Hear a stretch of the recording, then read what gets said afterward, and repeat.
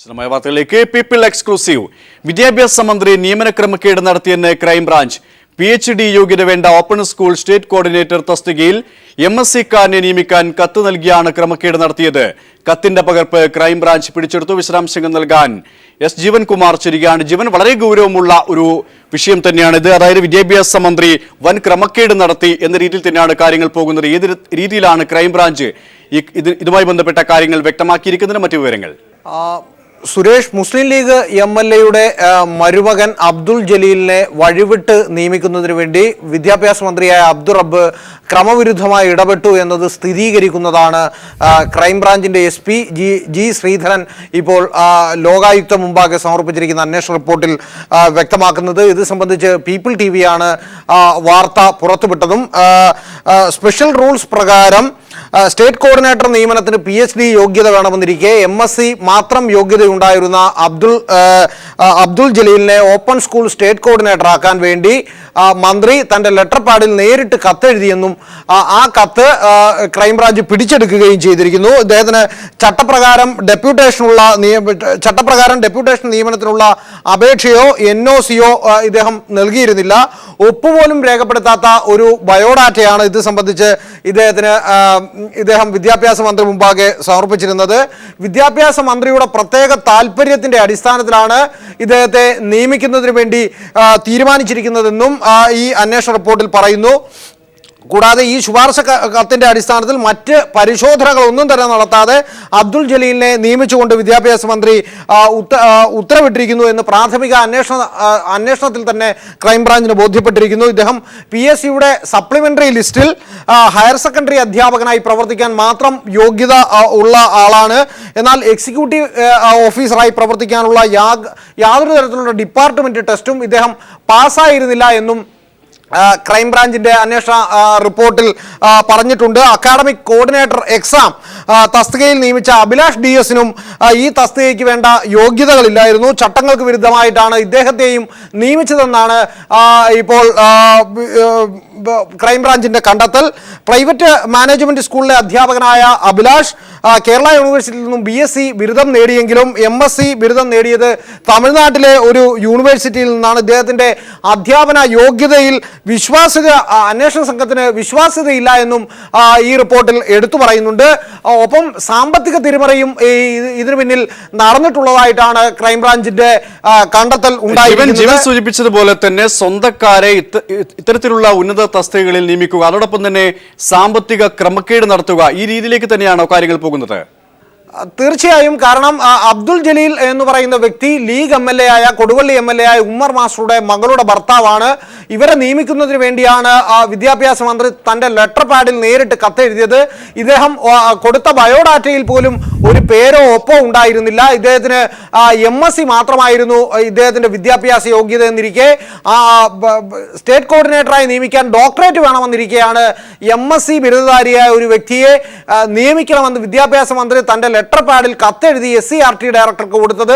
ആ കത്തിന്റെ പകർപ്പും ക്രൈംബ്രാഞ്ച് പിടിച്ചെടുത്തിട്ടുണ്ട്. കൂടാതെ സാമ്പത്തിക തിരിമറിയും ഈ കാര്യത്തിൽ നടന്നിട്ടുള്ളതായി ക്രൈംബ്രാഞ്ചിന്റെ കണ്ടെത്തലുണ്ട്. കയ്യിൽ ഒരു പണം പദ്ധതി വഴി ഇത് വിതരണം ചെയ്ത പണത്തിൽ ലക്ഷങ്ങളുടെ തിരിമറി നടന്നതായും ഇതിൽ മേൽ നടപടികൾ സ്വീകരിക്കണമെന്നുമാണ് ക്രൈംബ്രാഞ്ചിന്റെ SP ജി ശ്രീധരൻ ഇപ്പോൾ ലോകായുക്തയോട് അഭ്യർത്ഥിച്ചിരിക്കുന്നത്. അതിന്റെ റിപ്പോർട്ടിന്റെ പകർപ്പാണ് നമ്മുടെ കയ്യിലുള്ളതും.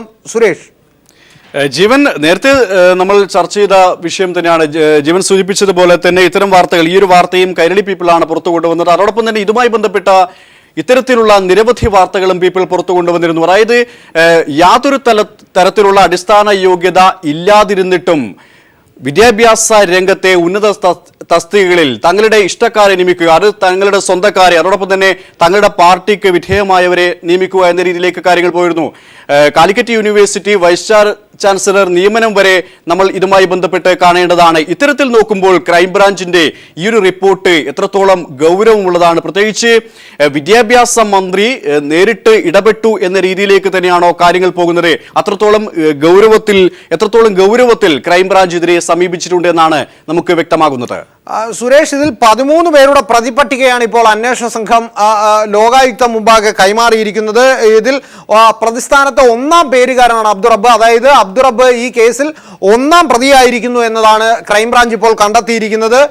മാനദണ്ഡങ്ങൾക്ക് വിരുദ്ധമായി ലീഗ് എംഎൽഎയുടെ മരുമകനെ സ്ഥാപിത താല്പര്യത്തോടു കൂടി നിയമിച്ചിരിക്കുന്നു എന്ന വാർത്തയുടെ അടിസ്ഥാനത്തിലായിരുന്നു, പരാതിയുടെ അടിസ്ഥാനത്തിലായിരുന്നു ക്രൈംബ്രാഞ്ചിന്റെ അന്വേഷണം നടന്നത്. ലോകായുക്ത മുമ്പാകെ ബെൻ ഡാർവിൻ എന്ന ഡിവൈഎഫ്ഐയുടെ നേതാവ് കൊടുത്ത പരാതിയുടെ അടിസ്ഥാനത്തിലായിരുന്നു ഇതിൽ പ്രാഥമികമായ അന്വേഷണം നടത്തുന്നതിന് ലോകായുക്ത ഉത്തരവിട്ടത്. ആ ഉത്തരവിന്റെ അടിസ്ഥാനത്തിലാണ് ക്രൈംബ്രാഞ്ചിന്റെ SP G ശ്രീധരൻ ഈ കാര്യത്തിൽ അന്വേഷണം നടത്തിയതും. അന്വേഷണത്തിലാണ് ഇപ്പോൾ യോഗ്യതയില്ലാത്ത ലീഗ് എംഎൽഎയുടെ മരുമകനെ സാമ്പത്തിക താല്പര്യങ്ങൾ മുൻനിർത്തിക്കൊണ്ട് സ്റ്റേറ്റ് കോർഡിനേറ്ററായി നിയമിക്കാൻ, ഓപ്പൺ സ്കൂളിന്റെ സ്റ്റേറ്റ് കോർഡിനേറ്ററായി നിയമിക്കാൻ ഇദ്ദേഹം നിയമന ഉത്തരവ് നൽകിയ വിവരം ഇപ്പോൾ ക്രൈംബ്രാഞ്ച് കണ്ടെത്തിയിരിക്കുന്നതും സുരേഷ്. വ്യക്തമാണ്. വിദ്യാഭ്യാസ മന്ത്രി നിയമന ക്രമക്കേട് നടത്തിയെന്ന് ക്രൈംബ്രാഞ്ച് കണ്ടെത്തിയിരിക്കുകയാണ്. PhD യോഗ്യത വേണ്ട ഓപ്പൺ സ്കൂൾ സ്റ്റേറ്റ് കോർഡിനേറ്റർ തസ്തികയിൽ MSc-കാരനെ നിയമിക്കാനാണ് കത്ത് നൽകിയത്. ഇതുമായി ബന്ധപ്പെട്ട ക്രമക്കേടാണ് കണ്ടെത്തിയിരിക്കുന്നത്. കത്തിന്റെ പകർപ്പ് ക്രൈംബ്രാഞ്ച് പിടിച്ചെടുത്തു. S. ജീവൻകുമാറാണ് വിശദാംശങ്ങൾ നൽകിയത്. 2015 സംസ്ഥാന ചലച്ചിത്ര അവാർഡുകൾ പ്രഖ്യാപിച്ചു. മികച്ച നടനായി ചാർലിയിലെ അഭിനയത്തിന് ദുൽഖർ സൽമാനും മികച്ച നടിയായി പാർവതിയും തെരഞ്ഞെടുക്കപ്പെട്ടു.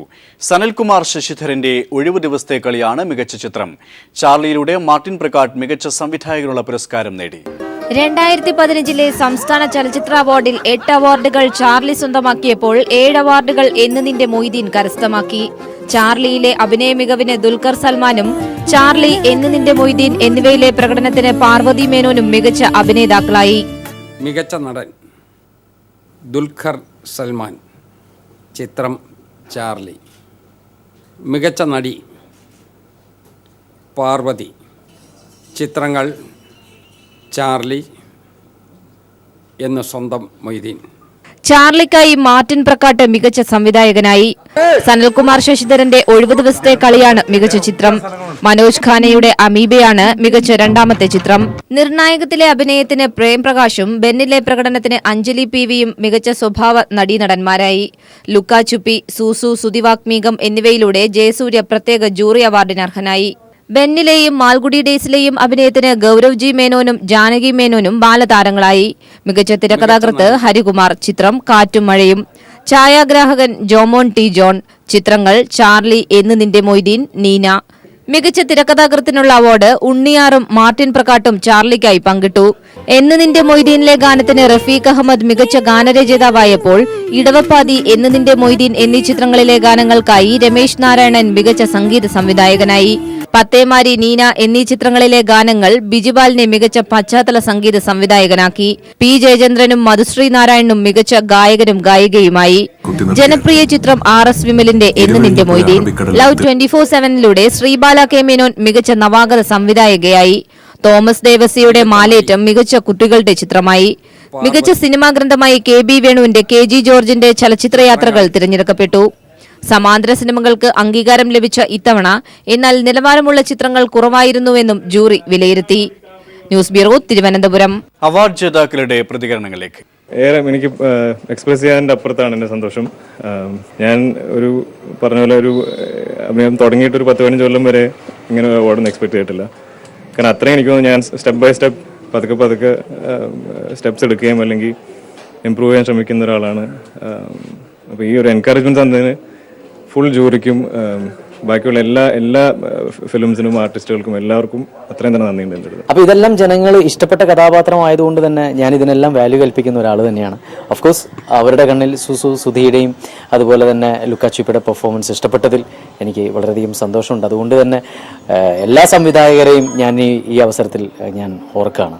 സിനിമയിൽ കാണുന്ന സമയത്ത് ആ ഒരു കഥാപാത്രത്തിന്റെ യാത്ര മനസ്സിലാക്കാൻ പറ്റുന്നു അവർക്ക്. അവരോട് ഒരു അനുകമ്പയും ഒരു സ്നേഹവും, അല്ലെങ്കിൽ അവർ ദുഃഖിക്കുമ്പോൾ അവരോട് ദുഃഖം തോന്നുന്നു, അതൊക്കെയാണ്. അത് കിട്ടിയതിന് ശേഷം ഇങ്ങനെ ഒരു എല്ലാവർക്കും ഒരുമിച്ച് ഒരു അംഗീകാരം കൊടുക്കുക എന്ന് പറയുന്നത് വെരി ഹാപ്പി. എൻ്റെ 5ാമത്തെ സ്റ്റേറ്റ് അവാർഡെന്ന് തോന്നുന്നു. എന്തായാലും ഈ അവാർഡുകളിൽ സന്തോഷമുണ്ട്. കാരണം 50 വർഷം കഴിഞ്ഞ് കിട്ടുന്നൊരു അവാർഡാണ്. എൻ്റെ ഗുരുവായൂരപ്പൻ തന്ന അവാർഡായിട്ട് ഞാൻ വിചാരിക്കുന്നത്. എൻ്റെ പാട്ട് കേട്ട് എന്നെ പ്രോത്സാഹിപ്പിക്കുന്ന എൻ്റെ ശ്രോതാക്കൾക്കാണ് ഈ അവാർഡ് ഞാൻ ഡെഡിക്കേറ്റ് ചെയ്യുന്നത്. വളരെ സന്തോഷമുണ്ട്. എനിക്ക് ശരിക്കും സന്തോഷത്തെക്കാൾ ഉപരി ഈ അവാർഡ് എൻ്റെ സിനിമ കുറെ കൂടി ആളുകളിൽ എത്തിക്കാനുള്ള ഒരു ഉപാധിയായിട്ട്, ഒരു വഴിവെട്ടി തെളിച്ചതായിട്ട് എനിക്ക് തോന്നുന്നുണ്ട്. അതാണ് ഏറ്റവും വലിയ കാര്യം. ചലച്ചിത്ര പുരസ്കാരങ്ങളിൽ തിളങ്ങി നിന്നത് ചാർലിയും മൊയ്തീനുമാണ്. ദുൽഖർ സൽമാൻ മികച്ച നടനായി തെരഞ്ഞെടുക്കപ്പെട്ടത് ചാർലിയിലൂടെയും പാർവതി മികച്ച നടിയായത് എന്ന് നിന്റെ മൊയ്തീനിലൂടെയുമാണ്. 2015 സംസ്ഥാന ചലച്ചിത്ര പുരസ്കാരങ്ങളിൽ തിളങ്ങി നിന്നത് ചാർലിയും എന്നു നിന്റെ മൊയ്തീനുമാണ്. ദുൽഖർ സൽമാൻ മികച്ച നടനായി തെരഞ്ഞെടുക്കപ്പെട്ടത് ചാർലിയിലൂടെയും പാർവതി മികച്ച നടിയായത് എന്നു നിന്റെ മൊയ്തീനിലെ കാഞ്ചനമാലയിലൂടെയുമാണ്. രണ്ട് സംവിധായകർ രണ്ട് കാലഘട്ടത്തിന്റെ കഥ പറഞ്ഞപ്പോൾ പ്രേക്ഷകർ പ്രായവ്യത്യാസമില്ലാതെ അവരെ സ്വീകരിച്ചു. നവാഗത സംവിധായകൻ RS വിമൽ സംഭവകഥ വെള്ളിത്തിരയിലെത്തിച്ചപ്പോൾ പ്രണയത്തിന്റെ ഭാവസാന്ദ്രതകൾ മഴയിൽ ചാലിച്ച് ഹൃദയത്തിലേക്ക് പെയ്തിറങ്ങുന്ന അപൂർവ അനുഭവമായി. തീക്ഷ്ണതയും ഊഷ്മളതയും നിറഞ്ഞ പ്രണയത്തിന്റെയും രാഷ്ട്രീയത്തിന്റെയും പെരും പെയ്ത്താണ് എന്നു നിന്റെ മൊയ്തീൻ. മഴയുടെ സമസ്ത ഭാവങ്ങളും ഭാവച്ചോർച്ചയില്ലാതെ മനോഹരമായി ജോമോൻ ടി ജോൺ ഒപ്പിയെടുത്തു. പൃഥ്വിരാജിന്റെയും പാർവതിയുടെയും സമാനതകളില്ലാത്ത പ്രകടനം തന്നെയാണ് വ്യക്തിഗത മികവുകളിൽ എടുത്തുകാണിക്കുവാൻ കഴിയുന്നത്. വ്യക്തിത്വമുള്ള സ്ത്രീ കഥാപാത്രത്തെ അവതരിപ്പിച്ച് പാർവതി കൂടുതൽ ശ്രദ്ധ നേടി. ഒരപ്പൂപ്പൻ താടി പോലെ എവിടെയും എപ്പോഴും സന്തോഷത്തിന്റെ ചിറകിൽ പാറി നടക്കുന്ന ചാർലിയുടെയും അവന്റെ വഴികളിലൂടെ പിന്തുടരുന്ന ടെസ എന്ന പെൺകുട്ടിയുടെയും യാത്രകളാണ് ചാർലി. റോഡ് മൂവിയെന്നോ മ്യൂസിക്കൽ ലവ് സ്റ്റോറി എന്നോ ഫാമിലി എന്റർടൈനർ എന്നോ ഒക്കെ തരാതരം പോലെ വിളിക്കാവുന്ന സിനിമ. സദാ പൊട്ടിച്ചിരിച്ചും ആരും ചിന്തിക്കാത്ത കോണുകളിലൂടെ നോക്കി ജീവിതത്തിലെ സങ്കടങ്ങളെ മായ്ച്ചെടുക്കാൻ പ്രേരിപ്പിക്കുകയും ചെയ്യുന്ന പോസിറ്റീവായ നായകൻ. അത്തരമൊരു കഥാപാത്രം ഒരുപക്ഷെ അത്ര ഭംഗിയോടെ ആർക്കും പ്രേക്ഷകരിലേക്ക് എത്തിക്കാൻ കഴിഞ്ഞെന്നുവരില്ല. മാർട്ടിൻ പ്രക്കാട്ട് എന്ന സംവിധായകൻ കൂടുതൽ പ്രേക്ഷകരിലേക്ക് അടുത്തത് ചാർലിയിലൂടെ തന്നെയാണ്. ദുൽഖർ സൽമാൻ മികച്ച പ്രകടനം കാഴ്ചവെച്ചപ്പോൾ പാർവതി കാഞ്ചനമാലയിൽ നിന്ന് ടെസയിലേക്ക് നടത്തിയ പരകായ പ്രവേശനം പ്രേക്ഷകരെ അത്ഭുതപ്പെടുത്തി. തിയേറ്ററുകളിൽ ജനപ്രിയതയുടെ കയ്യടികൾ നേടിയ ചാർലിയും എന്ന് നിന്റെ മൊയ്തീനും അവാർഡുകൾ വാരിക്കൂട്ടിയപ്പോൾ നല്ല സിനിമയ്ക്കു വേണ്ടി സമർപ്പിതമായ സമാന്തര സിനിമകളെയും അവാർഡ് ജൂറി നല്ല രീതിയിൽ അംഗീകരിച്ചു. ഒഴിവു ദിവസത്തെ കളിക്കും അമീബയ്ക്കും ലഭിച്ച പുരസ്കാരം സാധാരണ നിർമ്മാണ സംവിധാനങ്ങളോ തിയേറ്ററുകളോ ലഭിക്കാതെ കഷ്ടപ്പെടുന്ന കലാകാരന്മാരെ മുഴുവൻ തിരിച്ചറിഞ്ഞുള്ള പ്രഖ്യാപനമാകുന്നു. മനോജ് ഖാനയുടെ അമീബ പറഞ്ഞിട്ടും തീരാത്ത കാസർഗോഡ് എൻഡോസൾഫാൻ ദുരന്ത നിലങ്ങളെ അവതരിപ്പിക്കുന്നത് ഒരിക്കലും ഇരയെ വീണ്ടും ക്യാമറ കൊണ്ട് വേട്ടയാടിക്കൊണ്ടല്ല, അവരെ പിന്തുടർന്ന് ആഘോഷിച്ചുമല്ല, വേദനയോടെയും പ്രതിഷേധത്തോടെയും ഇരയോടൊപ്പം ഐക്യപ്പെട്ടാണ്. സിനിമയെടുക്കാൻ പണമില്ലാതെ പിരിവെടുത്തും തിയേറ്റർ ലഭിക്കാതെ അവഗണിക്കപ്പെട്ടും കഴിയുന്ന ഒരാളുടെ വലിയ രാഷ്ട്രീയ ഇച്ഛാശക്തിയുടെ രണ്ടാമത്തെ ചിത്രമാണ് അമീബ. മലയാള വാണിജ്യ സിനിമയിൽ ജനപ്രീതിയുടെ വലിയ മുഴക്കങ്ങൾ സൃഷ്ടിച്ച ചാർലിയും എന്ന് നിന്റെ മൊയ്തീനും അവാർഡുകൾ വാരിക്കൂട്ടുമ്പോഴാണ് ഒഴിവു ദിവസത്തെ കളിയും അമീബയും മികച്ച ചിത്രങ്ങളുടെ 1ഉം 2ഉം അവാർഡ് നേടി മുന്നിൽ നിൽക്കുന്നത്. ചാർലിയുടെ വിചിത്രവും വിസ്മയകരവുമായ നിലക്കാത്ത പൊട്ടിച്ചിരികളും മൊയ്തീന്റെയും കാഞ്ചനയുടെയും പ്രണയ പല്ലവികളും തിയേറ്ററുകൾ നിറഞ്ഞൊഴുകിയ കാലത്തും ഇങ്ങനെ 2 ചിത്രങ്ങൾ ഇവിടെ ഉണ്ടായിരുന്നു എന്ന് വെറുതെ ഓർമ്മപ്പെടുത്തുക മാത്രമായിരുന്നില്ല, വലുതായി അംഗീകരിക്കുക തന്നെയായിരുന്നു അവാർഡ് ജൂറി. സംസ്ഥാന സർക്കാരിന്റെ ചലച്ചിത്ര പുരസ്കാരം പ്രഖ്യാപിച്ചപ്പോൾ സംഗീത സംവിധായകൻ രമേശ് നാരായണനും കുടുംബത്തിനും ഇരട്ടി സന്തോഷമായിരുന്നു. മികച്ച സംഗീത സംവിധായകനുള്ള അവാർഡ് രമേശ് നാരായണന് ലഭിച്ചപ്പോൾ ഗായികയ്ക്കുള്ള പുരസ്കാരം ലഭിച്ചതാകട്ടെ രമേശ് നാരായണന്റെ മകൾ മധുശ്രീ നാരായണനാണ്. അപ്രതീക്ഷിതമായി തന്നെയാണ് ഇക്കുറിയും സംസ്ഥാന സർക്കാരിന്റെ മികച്ച സംഗീത സംവിധായകനുള്ള പുരസ്കാരം പണ്ഡിറ്റ് രമേശ് നാരായണനെ തേടിയെത്തിയത്. ഒരിടത്തിൽ ജയേട്ടനും അവാർഡ് കിട്ടി. മൊയ്തീനിൽ ശാരദാംബരം ചാരുചന്ദ്രിക വളരെ ഫേമസ് ആയിട്ടുള്ള രചനയാണ്. നന്നായിട്ട് ജയേട്ടൻ ടെൻഡർ ചെയ്തിട്ടുണ്ട്. അതുകൊണ്ട് തന്നെ ആദ്യമായിട്ട് ഞാൻ ജയേട്ടന് നന്ദി പറയാണ്. ഇടവപ്പാതിയിലുള്ള സോങ് മോൾക്ക് കിട്ടിയതിൽ ഞാൻ ദൈവത്തിനടുത്ത് നന്ദി പറയാണ്. എന്ന സ്വന്തം മൊയ്തീനിലെ ഗാനത്തിന്റെ കമ്പോസിങ്ങിനെ കുറിച്ച് ചോദിച്ചപ്പോൾ വാചാലനായ രമേശ് നാരായൺ ആ ഗാനം ആലപിക്കാൻ പി ജയചന്ദ്രനെ തന്നെ തെരഞ്ഞെടുത്തതിലെ രഹസ്യവും പ്രേക്ഷകർക്കായി പങ്കുവച്ചു. ശാരദാംബരം ചാരുചന്ദ്രിക ധാരയിൽ മുഴുകിയിടവേ. പല ഡയറക്ടറും പലരും ഇതിനെതിരായിരുന്നു. ജയേന്ദ്രൻ്റെ വോയിസ് വേണ്ടെന്നുള്ള താല്പര്യം ഉണ്ടായിരുന്നു. പക്ഷേ ഞാൻ തന്നെയാണ് പറയുന്നത് ജയേട്ടൻ പാടിയാൽ മതി. മികച്ച ഗായികയ്ക്കുള്ള പുരസ്കാരം നേടിയ വിവരം തന്റെ അധ്യാപികമാർ പറഞ്ഞപ്പോഴാണ് ക്ലാസ്സിലിരുന്ന +1 വിദ്യാർത്ഥിനിയായ മധുശ്രീ നാരായൺ അറിയുന്നത്.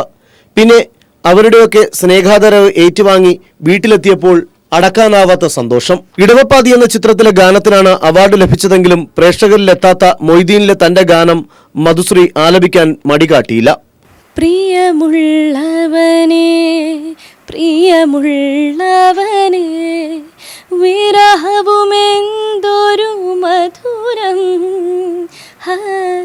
മുറിവുകളെന്തൊരു സുഖദം. ഇടവപ്പാതിയിലെ ഗാനത്തിലെ സംസ്കൃത പദങ്ങൾ പാടി ഫലിപ്പിക്കാൻ അച്ഛനും ഗുരുനാഥനുമായ രമേശ് നാരായൺ ഒപ്പമുണ്ടായിരുന്നുവെന്നും മധുശ്രീ തുറന്നു പറഞ്ഞു. പശ്യതി ദിശി ദിശി രഹസി ഭവന്തം ത്വദധര മധുര. 2 പുരസ്കാരങ്ങൾ ഒരു വീട്ടിലെത്തിയപ്പോൾ രമേശ് നാരായണനും കുടുംബത്തിനും എന്തെന്നില്ലാത്ത സന്തോഷമായിരുന്നു. ക്യാമറമാൻ ബിച്ചു പൂവച്ചലിനൊപ്പം സുനിൽ അരിമാനൂർ. കഴിഞ്ഞ ദിവസം അറസ്റ്റിലായ മാംഗോ മൊബൈൽസ് ഉടമകളെ റിമാൻഡ് ചെയ്തു. ആന്റോ അഗസ്റ്റിനെയും ജോസ് കുട്ടി അഗസ്റ്റിനെയുമാണ് 15 ദിവസത്തേക്ക് ജുഡീഷ്യൽ കസ്റ്റഡിയിൽ റിമാൻഡ് ചെയ്തത്.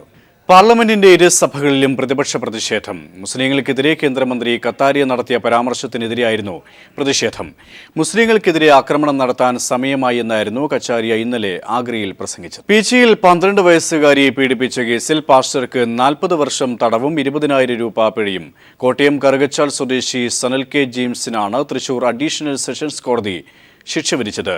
കുട്ടികൾക്കെതിരായ ലൈംഗികാതിക്രമങ്ങൾ തടയുന്ന നിയമപ്രകാരമാണ് വിധി. പ്രായപൂർത്തിയാകാത്ത പെൺകുട്ടിയെ ബലാത്സംഗം ചെയ്ത കേസിലാണ് കോട്ടയം കറുകച്ചാൽ സ്വദേശി സനൽ കെ ജെയിംസിന് ശിക്ഷ വിധിച്ചത്.